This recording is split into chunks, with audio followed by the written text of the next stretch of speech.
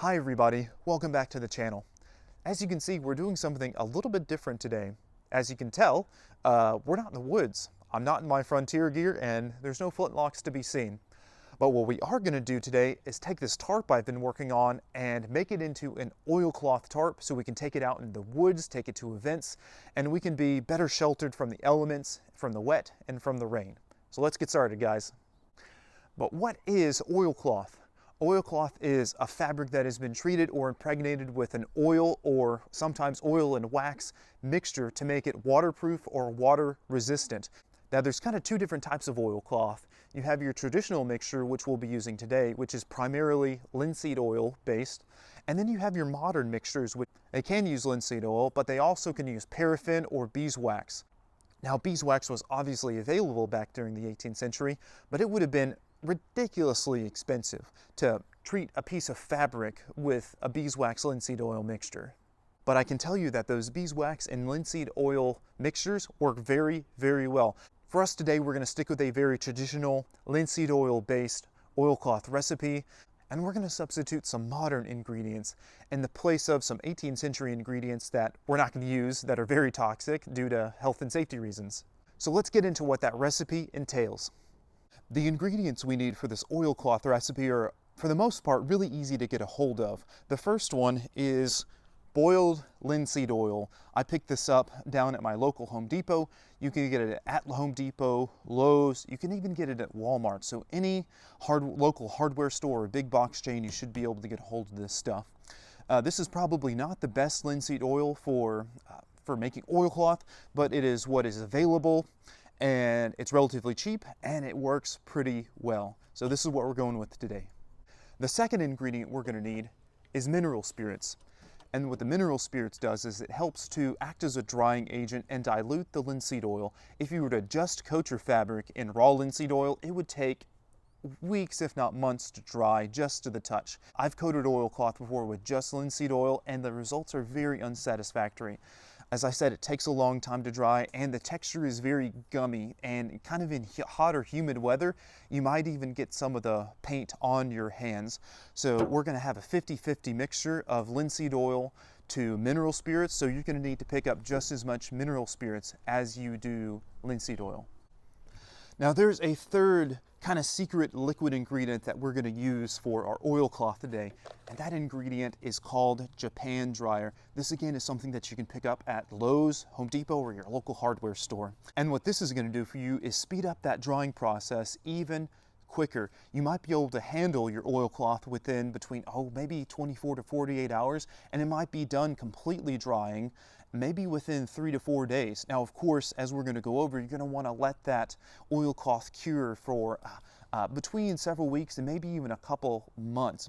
Now, the trick is to only use a little bit. A little bit goes a long way. So whenever we make our mixture today, we'll just add 1 or 2 tablespoons to each batch of oilcloth that we make.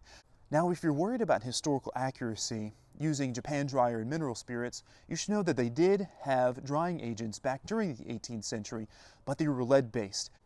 And obviously, we're going to be staying far away from those lead-based dryers. There's still one more ingredient we need to go over, and that is rust. So what I have here is what used to be a 5-pound bag of powdered iron oxide. This is literally just a bag of powdered rust. And what this is going to do is help to seal up those holes and the pores in the fabric, and it's going to give our oilcloth a nice reddish brown earthy tone. Now, as far as tools go, we're just going to need a couple things. We're going to need some sort of a measuring cup. So remember, this recipe is 1-to-1 mineral spirits to linseed oil. We're going to add a little dash of that Japan dryer in there, the powdered iron oxide, and we're going to pour that all into this bucket here. And then we're going to need some way to apply it. The best thing to use is a nice big brush. This is actually the brush I use for applying fence stain. This works really well on a big project like this. We don't want to use something small, otherwise we'll be stuck here all day. So a nice big 4-inch brush that'll let us get this job done even quicker. Before we start applying the oil paint mixture, let's go ahead and talk about this tarp for a minute. This tarp is hand sewn and it's made out of 7-ounce cotton canvas. The reason I went with cotton canvas is because it is far cheaper than what would be really traditional, which would be a hemp canvas. So this is made out of 7-ounce cotton canvas. Whenever I first got the fabric, I went ahead and washed it and dried it. That way the fibers in the fabric can go ahead and get even denser. Even though this is a 7-ounce canvas, it's actually relatively densely woven. And when selecting a fabric for oilcloth, that's really the primary thing you're looking for, is how densely woven it is. I've made oilcloth with linens before, but the linen weave just doesn't get super dense, and the oilcloth is very ineffective. So having a fabric that has a very dense weave to it is going to work the best for us, whether it's a 7-ounce or even something like a 14 or 15-ounce canvas. I actually got the instructions for this from the Deerskin Diaries channel, so if you want a really good video of how to hand sew a really period correct tarp, go ahead and check out the Deerskin Diaries video where he hand sews a hemp canvas tarp tent. Now you might notice there's a couple different things about this tarp from modern tarps. Number one, it's sewn in 4 panels. Actually, technically it's only 2 panels, but these are false seams here and here. This is actually connecting 2 pieces of fabric, but the ones on either side are just false seams. They're just for decoration. Now, why is that? That is because the looms back during the 18th century were not near as wide and big as the looms that we have now today. This fabric came 6 feet wide and like 7 yards long. So back during the 18th century, they didn't have looms that were 6 feet wide. They had it between 24 and 30 inches. And that's what I've tried to emulate here, that this tarp is made of several different panels sewn together. Now the other thing you might notice is that there are no loops on the tarp. There's actually only grommets. Now the grommets were by far the worst thing about hand sewing this tarp. It takes 15 minutes to hand sew each grommet, and it is extremely tedious work. And there are 24 grommets on this tarp. So I probably spent between 12 and 15 hours hand sewing this tarp. This is what the seams and the grommets look like up close. As you can tell, they're pretty heavy duty, and with the seams I've tried to go for about 3 stitches per inch. When we're painting an oilcloth project that's this big, it really is advantageous to have it suspended in some sort of way or hung up in a frame like we have it here. That way it will allow us to paint every single part evenly and thoroughly. All right, let's go ahead and mix this up. This is batch number 1. So remember, we want a 1-to-1 mineral spirits linseed oil. Oops. 1 linseed oil. And 1 mineral spirits.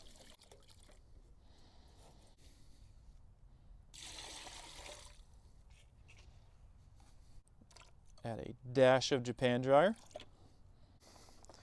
And the powdered iron oxide. Now we get a stick and stir it up.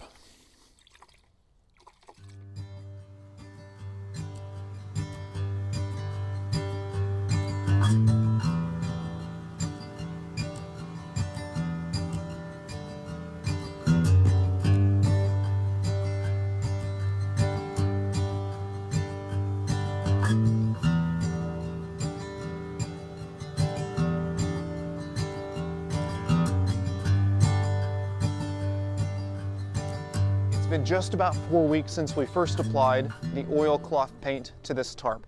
And let me tell you what, I think this project turned out very, very well. I'm very pleased with it. About 2 days after we applied the paint, I pulled it off the tarp and weighed it. It was dry enough in most spots to be able to handle and touch. Some of the thicker areas around the seams and the grommets were still a little bit wet, but it was dry enough for me to handle after 2 days, and I went and weighed it, and it weighed about 14.5 pounds. Now that's pretty heavy for an 8x8 tarp. And I just weighed it right before I put it back on the frame, and it weighs now 12.5 pounds. I'm hopeful that as this tarp continues to cure, it will lose between half a pound and a pound of weight more. Now the way that this tarp turned out, it's very robust, it's very tough, it's very durable. Anytime that you coat something with an oilcloth paint, it's going to automatically increase the material's durability. This tarp is going to be a lot more durable and a lot more rugged and will wear a lot better, a lot more than it would be if it was just bare fabric. Now even though this tarp was dry to the touch less than a week after we painted it, it still needs time to cure. And to be honest, I'm not entirely sure how long that curing process takes. Based on my experiences with making oilcloth over the last decade, I kind of wonder if it actually ever completely dries at all, if it's just constantly getting more and more and more dry. And that leads me to a big safety warning. What you do not want to do with these tarps, especially when they're pretty freshly painted, is roll them up, wad them up, and put them somewhere. As linseed oil dries, it actually makes an exothermic reaction, a reaction that creates heat. So if you have 15 pounds of linseed oil and flammable material wadded up or rolled up real tight, there is a very strong possibility that the oilcloth will spontaneously combust and cause a fire. So if you have rolled up your oilcloth and you've kind of set it aside and it starts to smell really strongly of linseed oil again, get that sucker outside, unroll it, because it is just about to catch fire. This type of accident is most common in woodworking shops where craftsmen throw their linseed oil soaked rags into a trash bin that's full of wood scraps and sawdust, and spontaneously combusts, and then it burns the whole shop to the ground. So just be aware of that possible danger. So all that is to say, be careful with your oilcloth, particularly right after you make it, and make sure that it gets the proper curing time. How long is the proper curing time? At least several months, if not a couple years. It's going to depend on several factors such as the thickness and type of your material, how much of the oil paint mixture you put on, your climate. What I would recommend is leaving it somewhere either outside in the elements, or if you want to have it inside, put it up in a shed or a garage, hanging up, similar to this, not wadded up, and leave it hung up or spread out for at least several months, if not a year or so. Now that's not to say at all that your oilcloth is not usable after it is dry to the touch. I'm actually going out to a rendezvous this weekend, and I'm going to be putting this oilcloth tarp to the test. So that being said, let's see how waterproof it is. All right, let's try this out.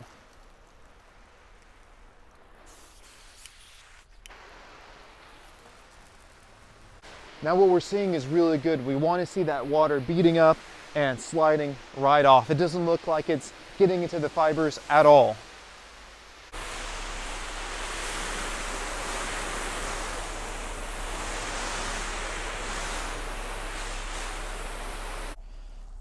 All right, I've been blasting the tarp for a few minutes now with the hose, and other than some drips on the side, it doesn't look like there's any that have gotten through the tarp. Now, if you look closely, you can see it here on camera. You can see the little pinholes of light.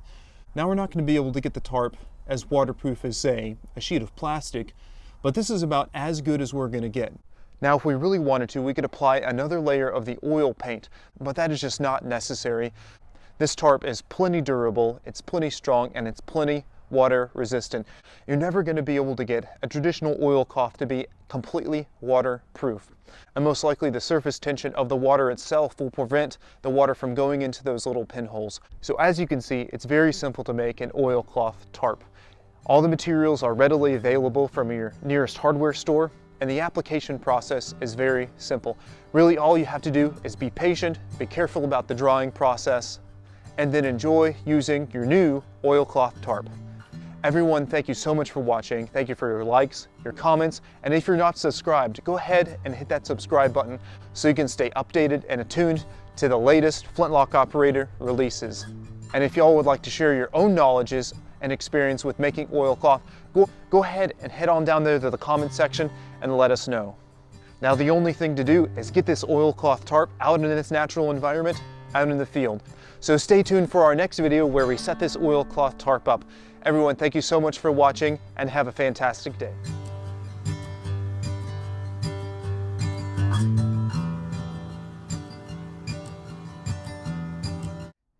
And for those who are wondering, today is December the 24th. It's Christmas Eve, and I'm wearing a sleeveless shirt and shorts. Yeah, this is what you get when you live in North Texas. I've tried to go for 3 stitches per inch.